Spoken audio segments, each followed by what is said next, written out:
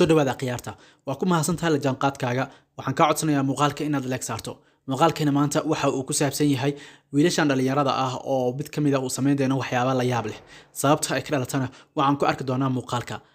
haddaba anigoo ay idin daahin aan idin bilaabo muuqaalkeena maanta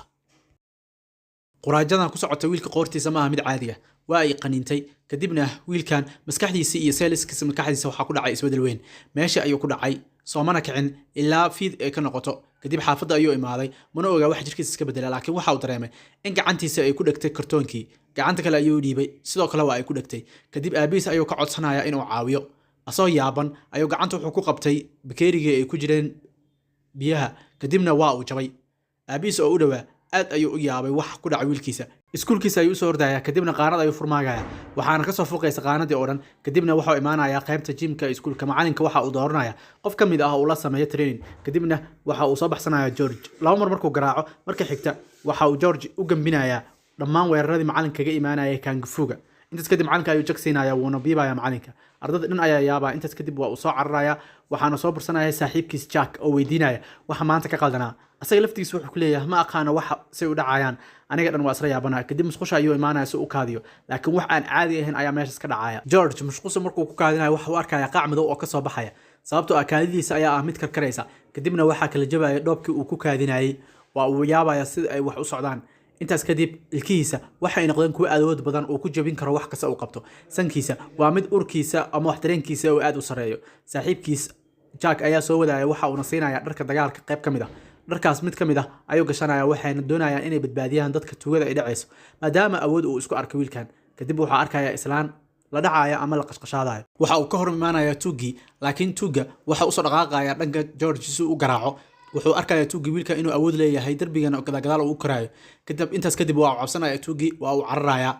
Jack waa George waa uu bursanaya kadibna waxa uu gacan gelinaya booliska waxa isku soo haraya George iyo Jack saaxiibkiisa wuxuu u sheegay inuu dambiga karo laakiin markaa ma kori karo sababtoo awood waa ay ka dhamaatay haddii uu baahdo waa sida taleefanka oo ma shaqeynaysa awoodiisa hadda waxa uu cunaya waxyaabaha cunnada iyo macmacaan kadib sidoo energy fara badan u helo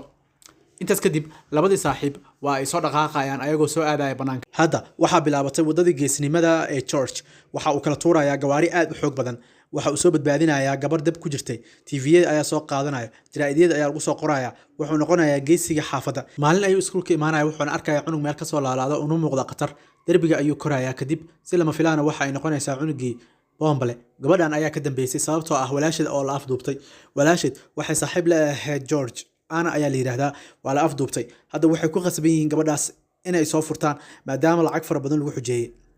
George iyo saaxiibadiis ma haystaan wax lacag ah laakiin waxay qorsheeyeen inay gabadhaas soo furtaan waxayna aadayaan guriga gabadha lagu afduubtay gurigan waa meeshii lagu qaniinay George ama quraanshada ay ku qaniintay gurigii ay imaanayaan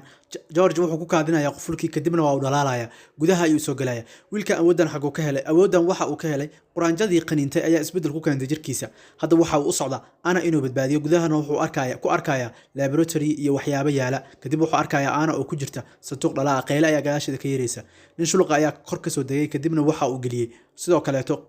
meel dhala ah waa uu ku xiray xaqiiqada ninkan haddii aad idin taabto ninkan waxa lagu magacaabaa Henry hooyadiis ayaa ka xanuunsan wuxuuna alifay daawo hooyadiis haddii lagu diro ee kansarka ka baabiinayso waxaana ka hor istaagay cilmi baaristaas ana aabaheed sababtaasna waxa uu meesha u keenay ana soo uga argoosto hadda asagoo hooyadiis waa ii geeriyootay asagoo aan daaweynin cilkii faraha badnaa uu u qabay ayuu wuxuu kula dul dhacay ana oo soo afduubtay Henry wixiisa waa argoosasho ana aabaheed uu ka argoosanayo intaas kadib maadaama hooyadiis ay geeriyootay waxa uu u soo baxaya banaanka wuxuuna isku duray sidoo kale daawadii uu soo saaray wuxuuna noqday mid awood yeesha oo biibi kara ama isbedeli kara intaas kadib banaanka waxa uu ku arkaya gabadhan ana iyo saaxiibkeed iyo kuwa kale banaanka jooga intaas kadibna booliiska markuu arko waa uu biibaya maalintii xigtay ayaga oo sidaas oo kale oo ku sugan waxbarashada waxay maqlayaan Greer waxaana soo weeraraya meesha Henry waxa uu imaaday inuu George ka argoosto intaas kadib waxa uu afduubanaya George saaxiibkiis Jack waa uu la baxsanaya si uu uga argoosto George si saaxiibkiis u soo badbaadiyo waxa uu ka soo badbaadinaya meel duur oo ku xiray laakiin kor waxa ka soo degaya Henry intaas kadib waxa face to face ku arkayo oo meesha ku isku dagaalaya George iyo Henry kadib Jack uu ku soo dhawaanaya waxa uu ka siibaya energy Henry intaas kadib Henry waxa uu noqonayaa mid aan waxba iska celin karin halkaasna waxa ku awood badanaya George dagaal ayaa meesha ku dhacaya intaas kadibna Henry meesha ayaa looga adkaanaya filimkani halkaas ayuu ku dhamaanayaa Georgina Geesi uu ku noqonayaa muuqaalka like saar mahadsanid waxaad hoos igula soo wadaagi kartaa qaybta commentiga filmaanta aad xiisaynaysaa in aan soo geliyo sida kuwa horarka dagaalka iyo kuwa jaceylka ama kuwa awooda sida kan oo kaleeta ah waa mahadsantihiin waana qiimeyn doonaa waana tixgelin doonaa fariimihiina